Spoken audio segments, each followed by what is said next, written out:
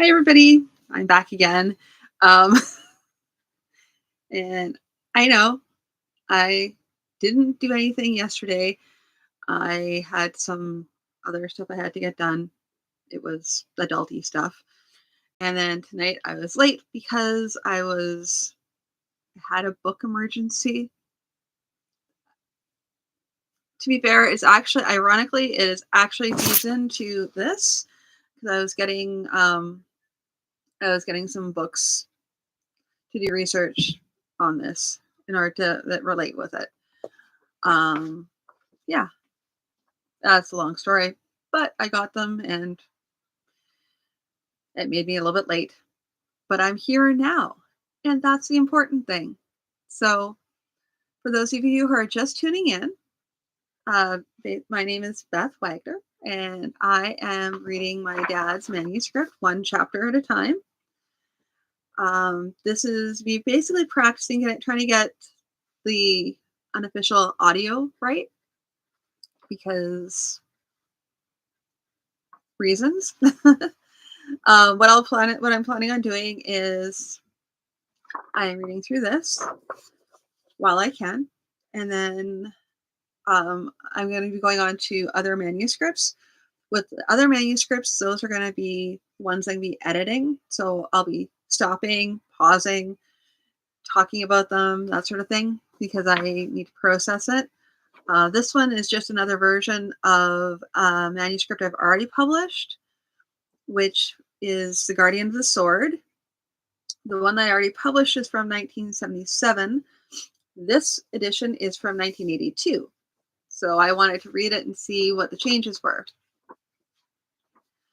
And because I'm already late, I'm going to just dive right into it. This is chapter 19.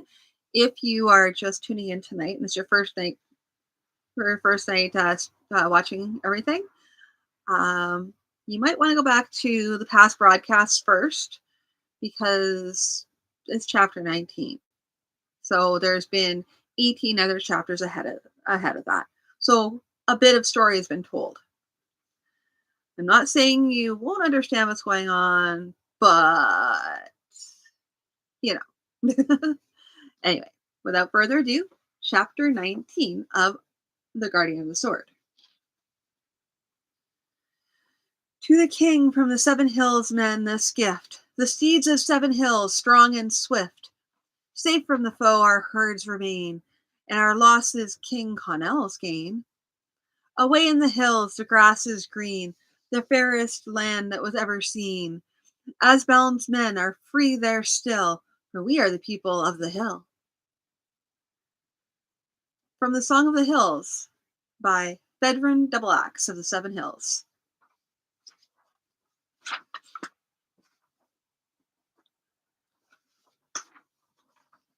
For all the years of its being magically blocked, the Icarian Pass showed little sign of the passage of time, save that the trail itself was somewhat overgrown with shrubbery.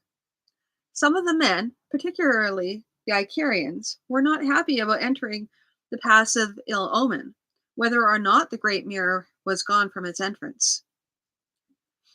However, with the king and the guardian leading them, none felt able to hold back. When they had finally come through into the hills beyond, Connell turned to Rourke, smiling. The fellow told me, I can't say where I'll be, but if you got northward and go forwardly, you'll surely come to ye. I only hope he made it back across his track of the beasts to tell Fedrin that we are coming this way. Even had we come through the Guardian's Pass, how he had planned to bring 1,000 or more men down from the 7 Hills country unseen to meet us? Sorry, how had he planned to bring 1,000 or more men from the 7 Hills country to meet us? Connell shrugged. I could not say, but from the messenger's attitude, I believe that Fedrin had at least convinced his men it was no matter of conjecture, and that they would be here. They would be there. I look forward to meeting this Fedrin. The march northward continued, with no sign of Hygerians. Half a day's march from the south of the pass, the chief of the scouts reported in. He was a wizened little man wearing a leather cap and a jacket and a kilt of indeterminate origin, though certainly some kind of fur. He carried a light but strong bow decorated with what looked like elder runes.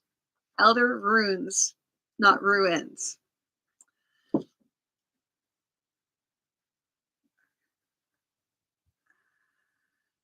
And at his hip was a blade, either a long dagger or a short sword.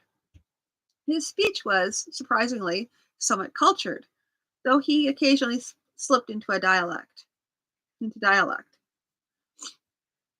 My lord king, we've no sure and certain proof, but it appears we're under observation by someone's scouts. They are not Hygerians, that we can certainly say. But then there's been those serving Razek who have more black heart than black hair. They can evade us because this isn't our own territory. They evade us because this isn't our own territory. But I believe I can guarantee they'll not ambush us. Then another little man on a pony, who looked as though he were built on the same pattern as the chief of the scouts, came dashing out of the brush ahead of them, swinging his bow in a wide circle, the sign for immediate danger. Connell shouted quick orders, and the war host began to shift itself into line, while the horsemen formed a screen in front, moving forward to hold back the enemy until the rest were prepared.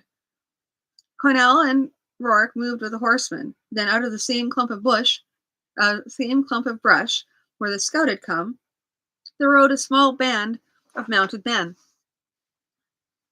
They streamed across the slope at a gallop, riding like the Hell Riders. From their dress, they were Asbalaunians, though much of their armament was obviously taken from the Hygerians. Most of them carried bows, and as they came nearer, it was apparent their leader was a large and powerfully built man, bearing a double-bladed axe, and wearing a helmet with a pair of white eagle's wings attached. None of them readied the weapons they held, but they dashed straight toward the prince, where they pulled their mounts up with a shout. The leader, leaning forward a little in the saddle, grinned as he said, "So these are the cubs who have driven the black folk from the other side of the mountains? Welcome, welcome to both of you. I am Fedrin, known as Fedrin Doubleaxe. And these, with me, are a few of my men. We fought a battle with the Hygerians yesterday, and left a greater part of 1,000 of them dead at the crossing of Varellan. I have 800 trained men left, but more than enough in training to make up the losses. Only about 2,000 Hygerians remain between here and the city of Hardinian. We expect them to send another army after us shortly, but by then, we'll have another army of our own waiting for them." Connell was smiling. "Fedrin Doubleaxe, it is a joy in my heart to see you. We have some thoughts for the campaign between here and Hardinian. Tonight, with your help, we shall make more final plans."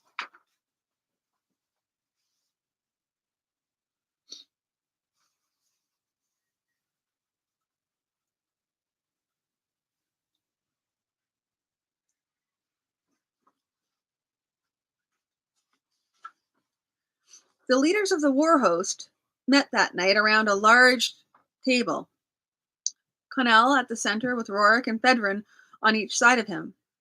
Besides these were Sircom, Trent, and Fergus, Fedrin's cavalry commanders, along with Bert, Huarda, Huarda, sorry, Futhark, and Logan, who headed his infantry. Archier, Lagan, Verax, and Soranth, the commanders of the prince's infantry, were there also, and his cavalry commanders, Garth and Curl. Searle? Unsure pronunciation. Cirl. Connell was speaking. The main road runs from just outside here where we sit down to Hardinian. When they heard word that we were here, they will most certainly expect us to come down the road. But to the east of that road, he pointed with a dagger to the map. There is a trail which leads to Hardinian, though it is only a small track. If part of the war host goes down the main road, we will draw the Hygerians to meet them somewhere along the way. Yet, if at the same time most of the war host comes down the trail, they ought to come on Hardinian by surprise. If we move quickly, we can take the city before they can organize a proper defense. Having the city, we will properly be able to draw men away from the force on the main road, so that those on the main road can come through. At the least, we will have their force caught between ours. His eyes searched the faces of all in the room. Fedrin looked up. A question, my lord.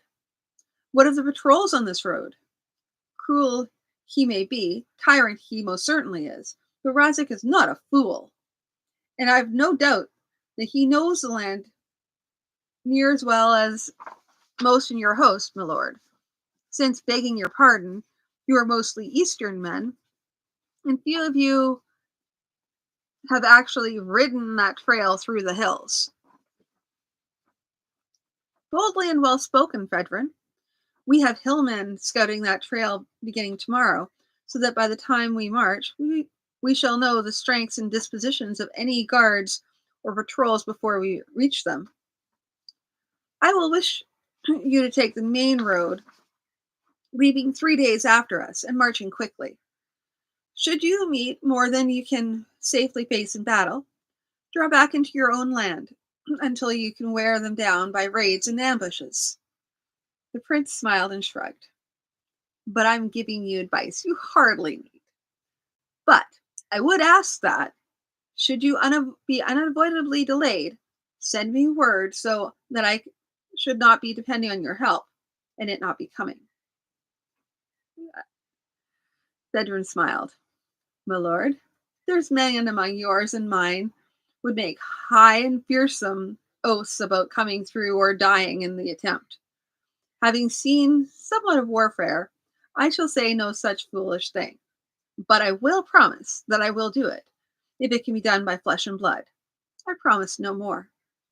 And I ask no more, answered the prince.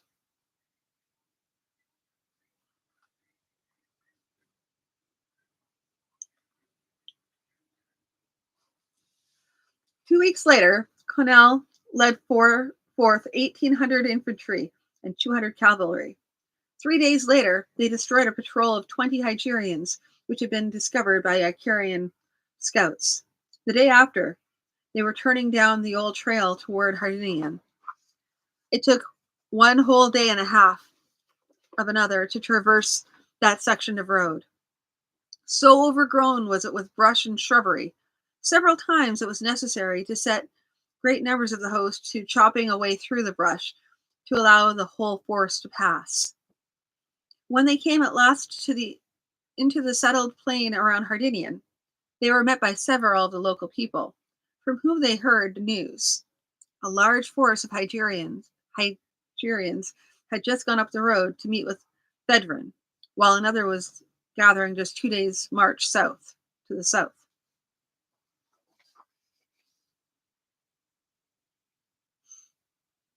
Dun dun dun! So that is everything for tonight.